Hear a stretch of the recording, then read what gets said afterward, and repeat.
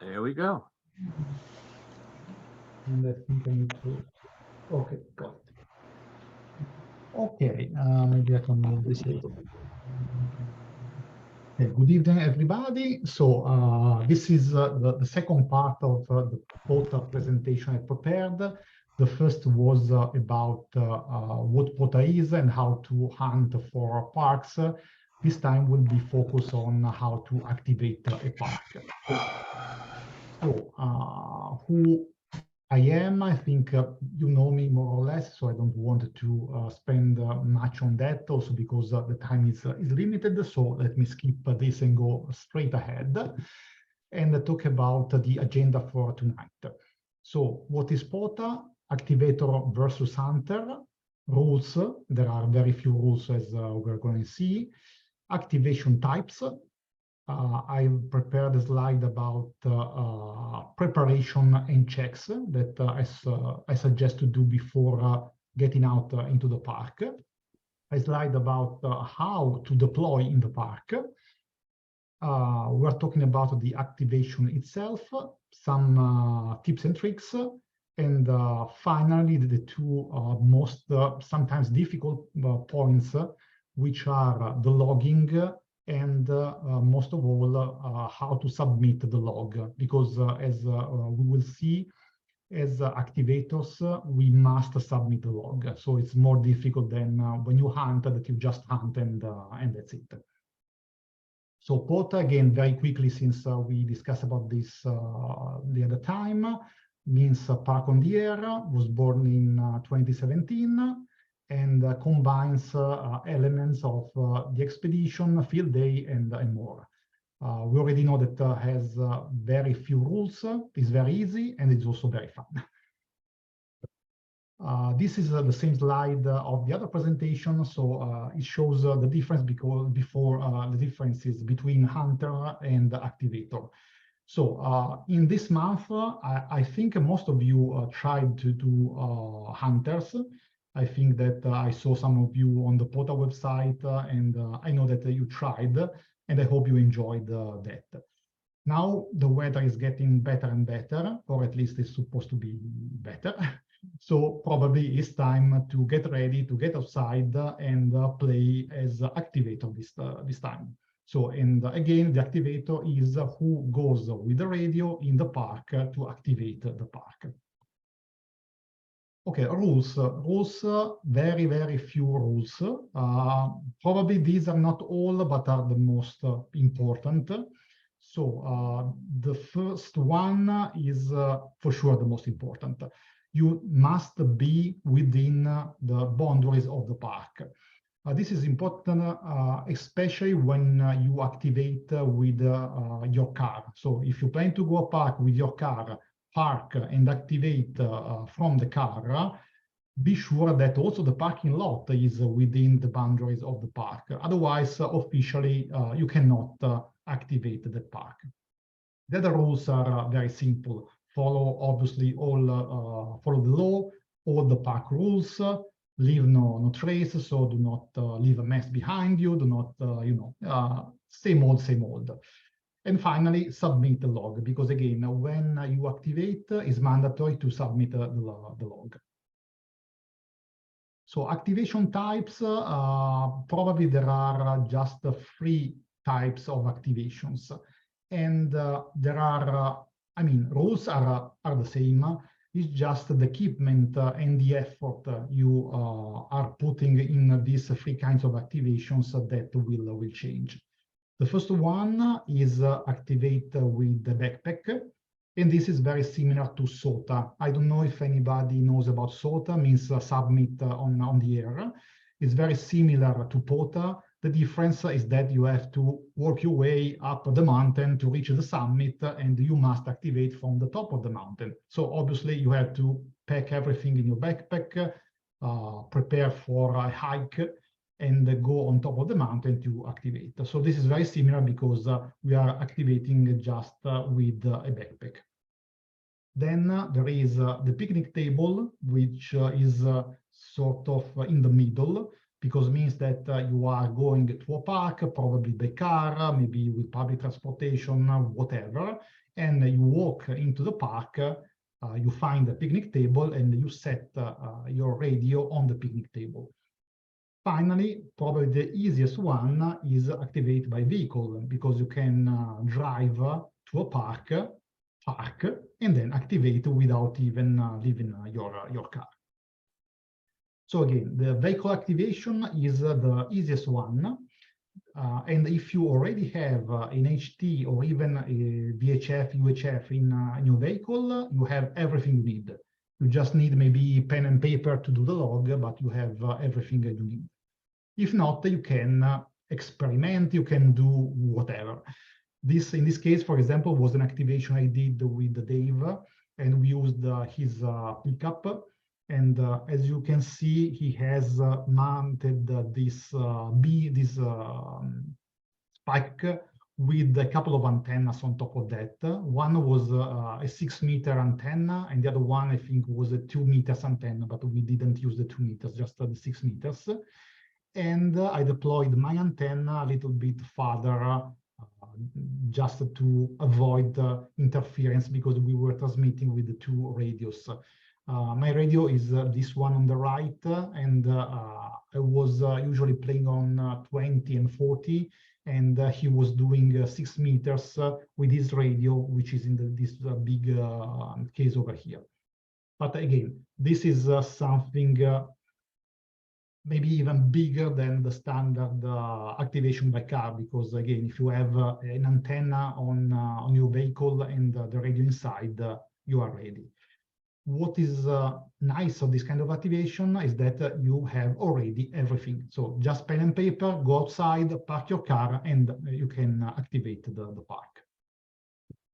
The second scenario was the picnic table, which I said is in the middle, because you have to have with yourself some more equipment, because obviously you will need the radio, but also a power supply, because if you are using the car battery will power your radio. If you're activating on a picnic table, you need something like a battery, maybe a solar panel, maybe a generator. If, for example, for field day, maybe a battery is not enough, so you need something bigger. You need also an antenna, because if you're activating by car, again, the antenna could be already mounted on the car. If you're activating from a park, you must use a different kind of antenna. So probably you will need that. You will need a pole for the antenna and a go-to box. Obviously, this can vary. So you can have a minimal station, and you can have a bigger one. Backpack, as I said, is the most challenging, because you need to take everything with you. So in this case, the first 2 pictures were taken by me on a mountain. I can't remember exactly where. It was in New York. I can't tell you exactly, but I hiked for like a couple of hours. I reached the top of the mountain, and as you can see, I just throw my gear on the rock, and here there is the feed line that goes into this end-fed antenna. So I had a fishing pole with me, which is very light, so it's easy to transport, and just with the end-fed antenna, I was able to activate. This was another activation from Governor's Island in New York. So you cannot go there by car, because it's forbidden. At the time, it was forbidden. Now you can, but you need a permit. And so it was backpacking. And in this case, I had with me a small vertical antenna that can be an option also in this case. So 3 different kinds of scenarios. You can pick whichever you like most. If you I don't want to say if you are lazy, but if you want something easy, go with your car. If you want a real challenge, pack a backpack and hike a mountain. Okay, so and everything in the middle is fine.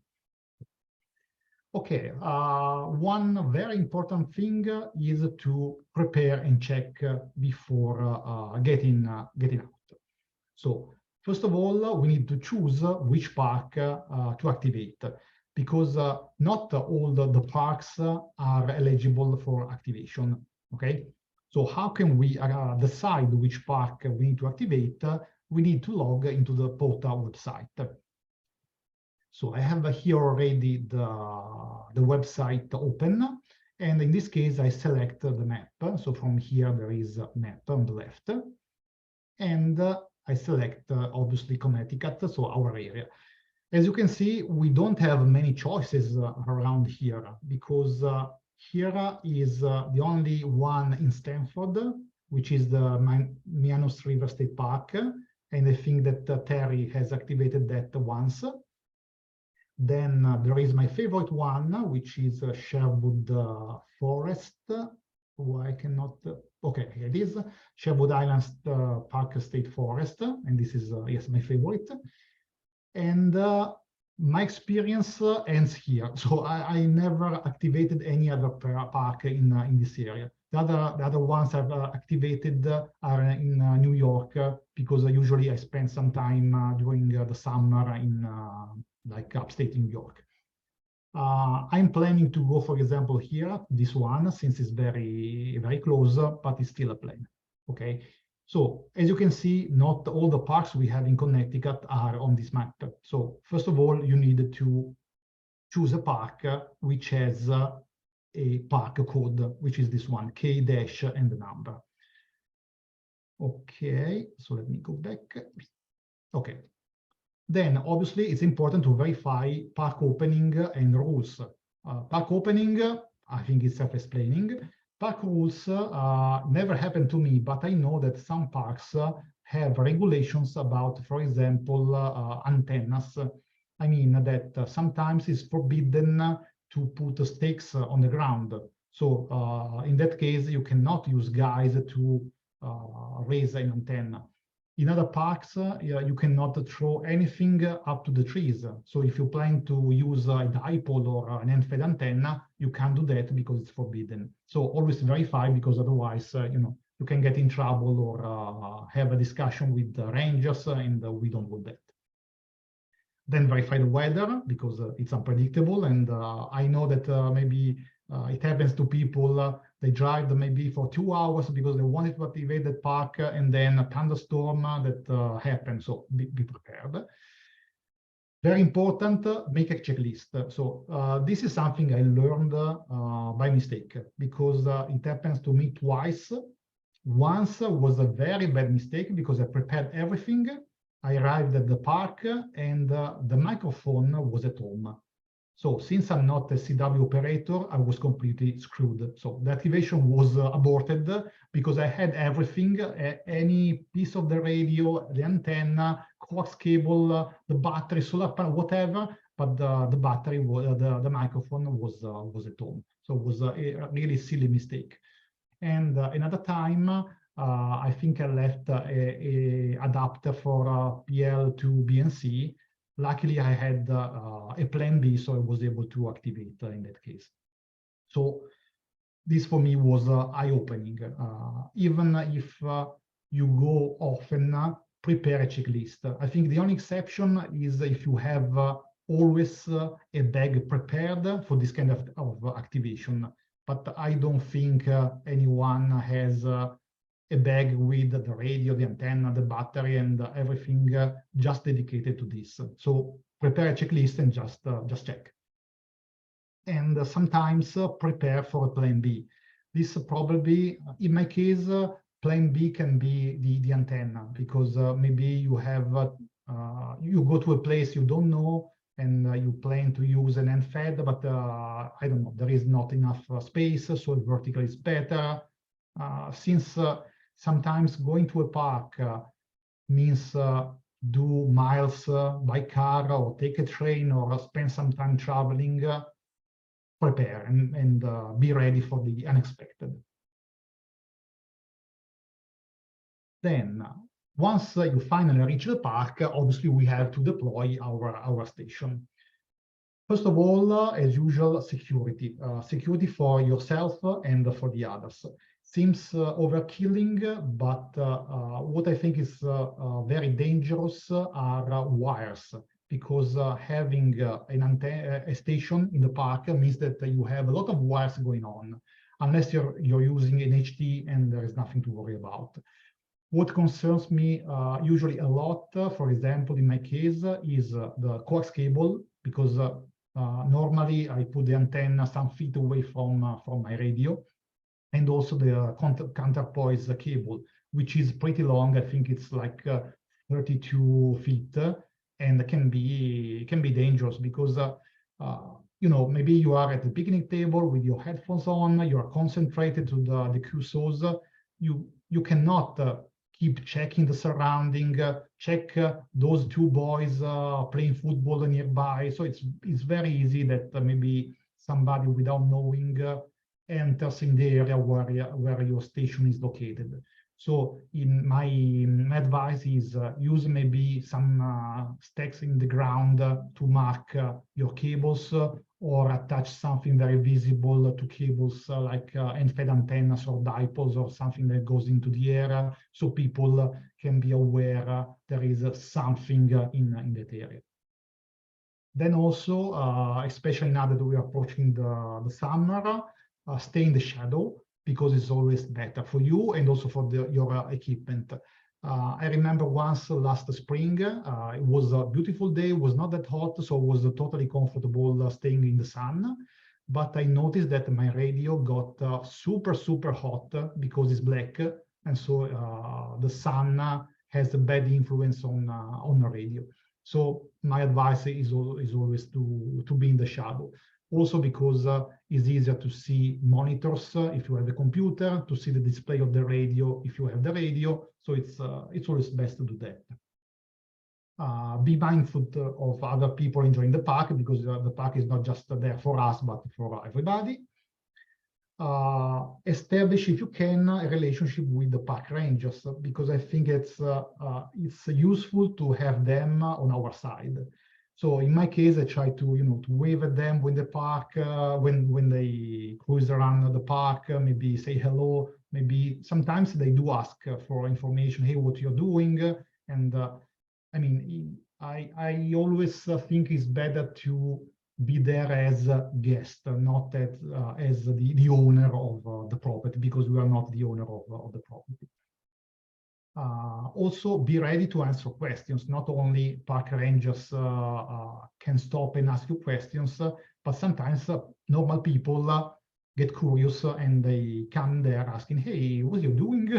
It happened to me several times, and I know that also happened to some of you.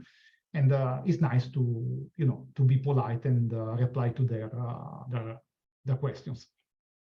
And to me, I never had bad experiences in the park, but if you are a member, for example, of the Facebook POTA group, you can see sometimes that people have bad experience. There are weirdos in the park also, so maybe some people are trying to steal your things, or maybe they're just crazy. I don't know. It's like in every part of the world.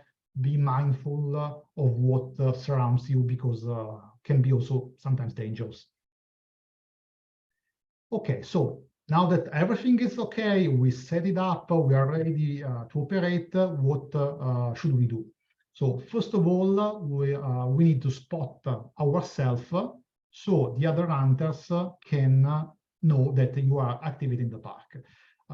When you play the hunter park, I know that you, like me, we go to the POTA website and we search for the parks, and then we turn the knob and go to that frequency. So how this happens?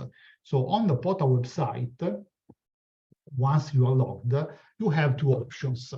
If you are at the park, there is this button over here on the right that allows you to tell the system that now you are at the park.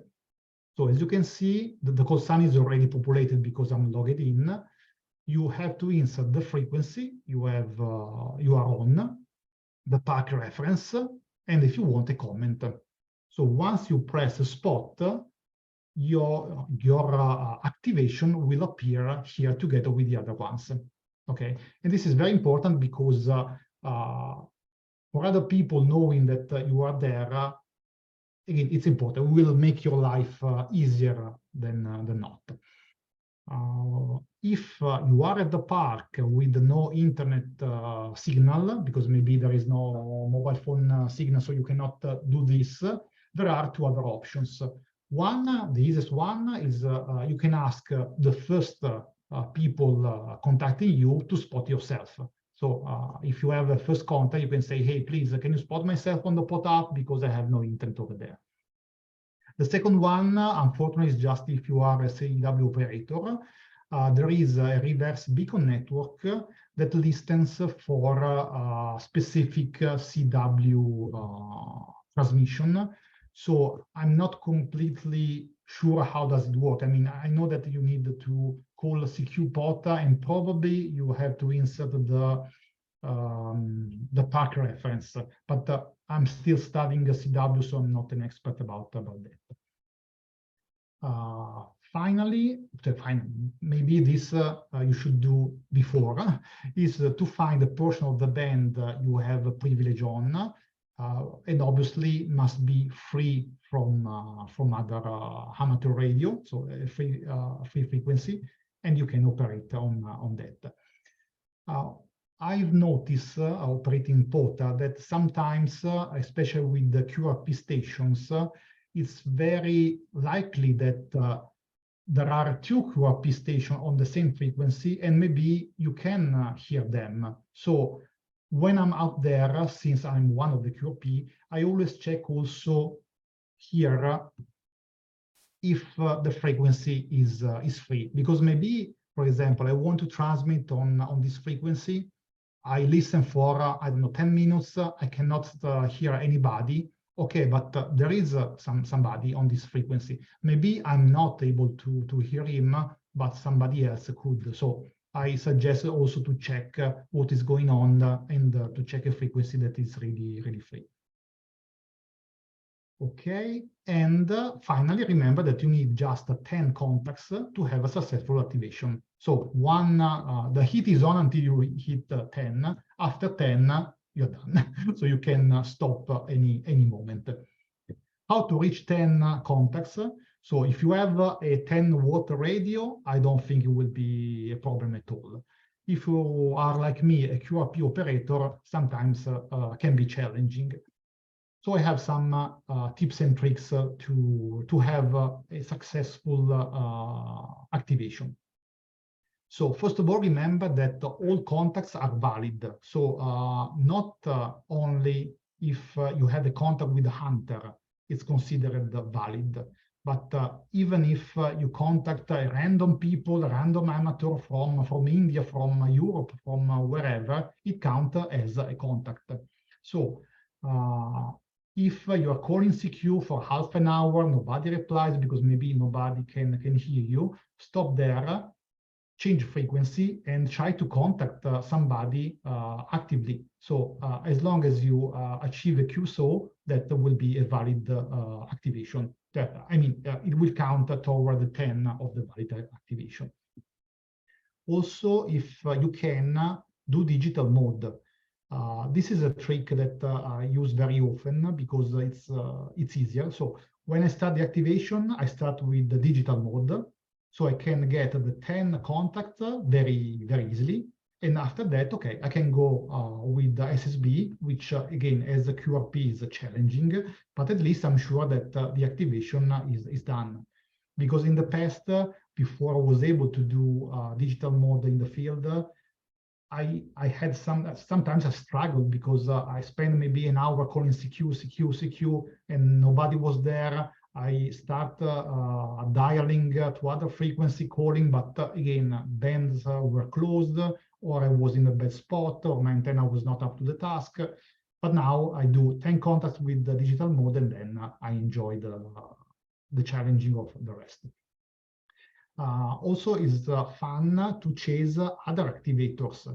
This is called park-to-park, and there are also some awards specific for park-to-parks. So it means that if I'm at a park and you are in another park, our contact will be a park-to-park contact.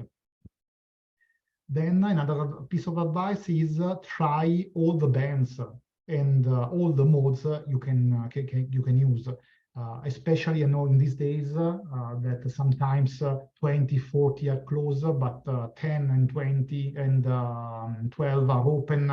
So if you have a multi-band antenna, and don't stick to 20 meters because they're all on 20 meters. Move around and maybe you will find somebody. And the last one is just a suggestion. Obviously, it's not mandatory, but if you use the general portion of the band, you will have more people because the generals are more than extras. So if you stay with the in the general portion, you will have a bigger audience, let's say so. Okay. The difficult part of the activation, in my opinion, is logging, because, again, you must log when you activate a park. So, pile up happened. It happened to me also. I don't know if you are used to that. I am not. And it's very difficult for me when I activate and there are 2, 3, 4 people trying to compete to get my attention. It's very difficult for me to, you know, to recognize the call sign. It's challenging. Probably I will get used to it. You will get used to it, but it can be challenging. And so I think everybody should choose the login method based on what is more comfortable with. I'm 50-50, 50% in favor of pen and paper because it's easier to write it down very quickly, to make very quick changes to the log. But what is not so easy is to keep track of the time. So I found that very, very challenging. If you use, on the other hand, a software, will be easier because you know, the time tracking will be automatic. It will also generate a file that will be used later for update the file to the POTA website.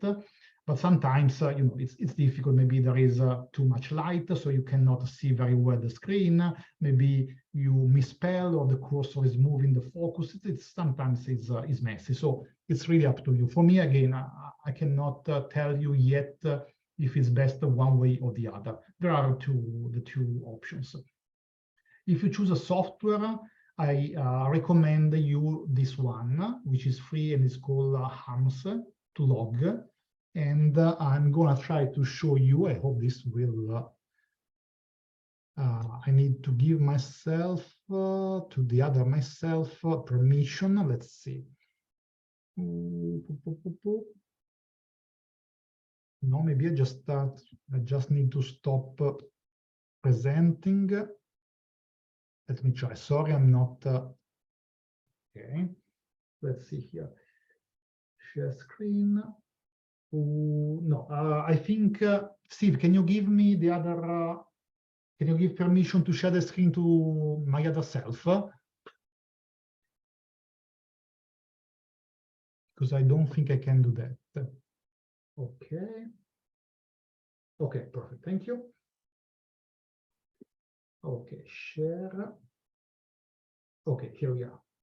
So this is the program, and is available for PC, but also for mobile devices. So also for iPhone, for sure, and for iPad. So I use it on this regular PC and also on the iPad. It's exactly the same. So it's very easy to work with. And just, okay. Okay. So from here, you select a new logbook. So this will create a file. Let's give it a name like POTA text. And as template, you can select parks on the air. Okay. Okay. Now you have to insert here on the right the frequency. Let's say, I don't know, 14202. Okay. Automatically, as you can see, you will populate the band power if you want. So 5 watts. Let's talk in SSB. My park, that's a Kilo 171 file, which is, as you can see, Sherwood Island. My call sign. My grid is populated automatically. And if you are activating the park as a club, like we did last year, you can insert here the call sign of the club. Then again, state is populated automatically. The county, no. I think it's Fairfield County also that. I'm not so sure, but that's it. Once you have filled this part, you are ready. So for every contact, you can insert here the call sign, signal report sent and received. The time, as you can see, is automatic. Okay. And I'm sorry, can somebody give me your, okay, the W1 GRB, for example, 1 GRB. Okay, as you can see, it will check since I have internet connection and will populate automatically all the field. Okay, so this is very nice because you can first do the logging, but also double check sometimes if you get the call sign right, because maybe I did a mistake, maybe I was not hearing that correctly, and maybe it was not this, but W1 GRB. Okay, no, I can't remember. W1, WB1, okay. WB1, okay. So in this case, I hit the right guy. So you can use this on the field also to be sure, again, you get the contact. When you have everything straight up, you can save and you will go down here. Okay. If you are making contact with another guy at the park, you can insert here the park reference he's activating from. Okay. So this is very useful. And once it's done, here you can have the QSO map, which is really nice. Okay, in this case, okay, it's empty because we just have one contact and very close, but this will be populated. And also you can have the POTA spot. So this connects with the POTA web page and shows you exactly what the POTA web page is showing you. What I really like that if you are now chasing somebody else at the park and you're making contact with him, you can just press this copy and boom, everything is inserted here. And if you make contact, you just have to save and that's it. So it's, I think it's a good piece of software. I really like it. When you are done, also, sorry, here you can also have a quick view on how many QSOs you have achieved so far. So when you reach 10, you are sure that it's done. When you are at home, like we will see, you can export the file and we will submit the log file. Okay. Okay, let me go back here. Share this one. Okay. And this. Okay. Final advice, if you choose to use a login software on your computer, on your iPad, or on your phone, always bring a pen and paper because batteries can die. Maybe you have something wrong with the computer, with something. It's better to be prepared than not. Okay, and now the first part, which is the log submission. So first, something to know about this. You must submit the files in this specific format. It's ADIF format, which stands for Amateur Data Interchange Format. Okay, and I will show you how to do that. But POTA suggests to create the file with this name. So now it's not necessary anymore, but was mandatory before was implemented the automatic log submission, because until I think last year, were specific people, one per each region, that received by email from hunters the files, and they were inserting into the database manually. So for them, it was very important to receive the file in this format. I still think it's a good format because you have your call sign, the park, and the activation date. So it's easy. Another thing I want to tell you is about the two-fare and the free-fare. You will hear that sometimes on the air. What are they? So we say that not all the parks are marked as park in the air, and usually a park is a single entity, but sometimes it's not that easy. For example, there are parks which are trails, like I think the Appalachian Trail itself is a park. So when this park crosses a regular park, we have a two-fare because we have two parks in the same area. So in this case, if you go in that specific area to activate, you are activating two parks at the same time. So it's called the two-fare. And you can also have free-fare. And I think you can also, in a couple of cases, have also four-fare, but I'm not so sure about that. Okay. If you do that, there is a specific way to organize your log so that this would be okay. And finally, what to do if you are activating as a group. Okay, so again, we need to prepare the file with this format. I will go back to my other computer. Stop presenting first. Oop. And let's start again here. Okay. So the program I'm using to do this is another free program called ADFI Master. It's very basic, it's not probably the best, but it does the job. So in my opinion, this plus the login software, it's a good combination because it's easy to manage.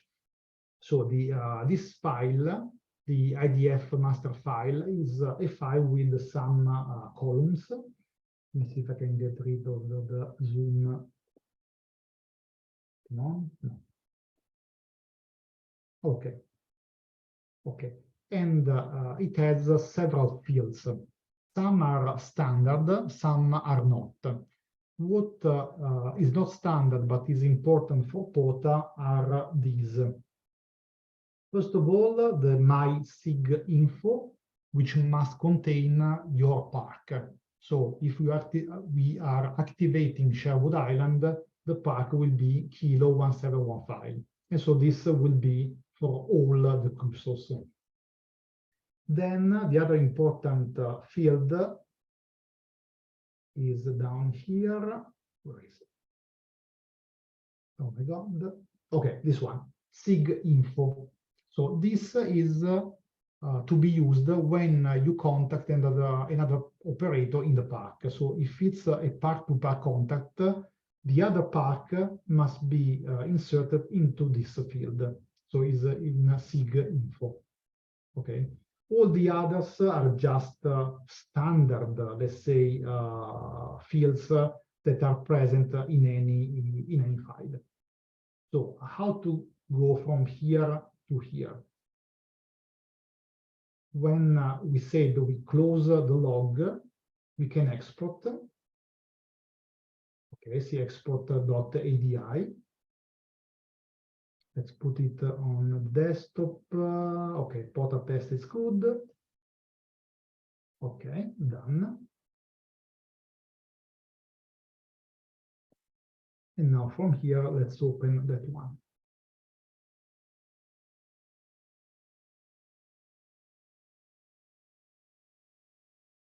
Okay, as you can see, we have just one contact because we did just one. All the important fields are populated. As you can see, this program populates automatically also the MySig info information. Okay. So in this case, this file is ready to be sent and uploaded. When you have to modify manually this file. First of all, if we did a two-fare or a free-fare, In that case, we need to duplicate the line, because if I was also in another park, I need to submit another line with, for example, kilo 1788, if the other park was kilo 1788. Okay, so in this case, I need to manually create another instance. Okay. Other times you have to edit the file, but probably if you do correctly here, you will also have the column, is if you are activating as a group, because in that case, you must use the call sign of the group. Okay, here, no. I could square my state, operator. Oops, sorry, I can't remember. I remember that operator is, in this case, me, but there is another field with the call sign, the name of the call sign. I'm sorry, I forgot about that. Maybe I will send you an email with the correction. But this is basically it. When you have the file ready, you just have to load into the POTA web app. Let me switch back. Top. Okay, share screen. This one, share. Okay, so we are back on the POTA web app. Okay, my system activation, my log uploads. See over down here. Okay, you just drag and drop the file here, and the file will get processed. Now is very easy and is an automatic process. In the past, again, you had to contact the person in charge of the specific area based on your call sign, and he did all the process for you. But now, again, it's super easy. And I think that's it. Yeah.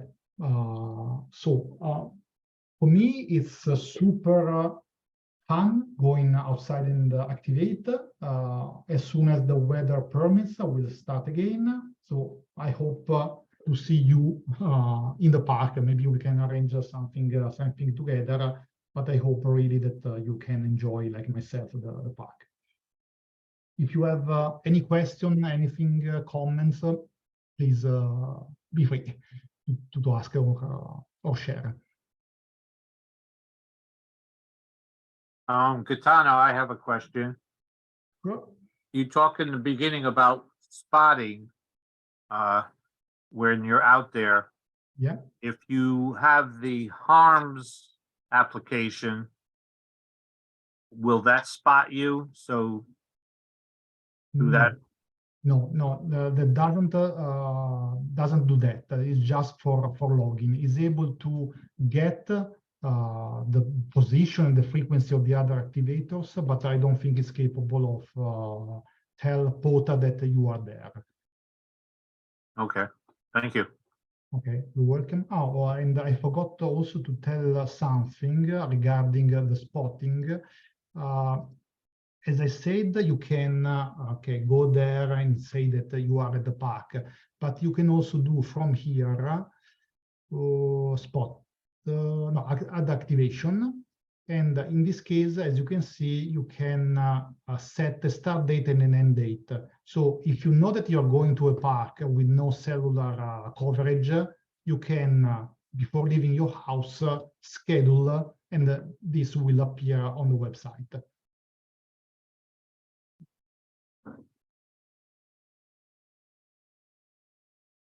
Okay. Any other questions? Anything else?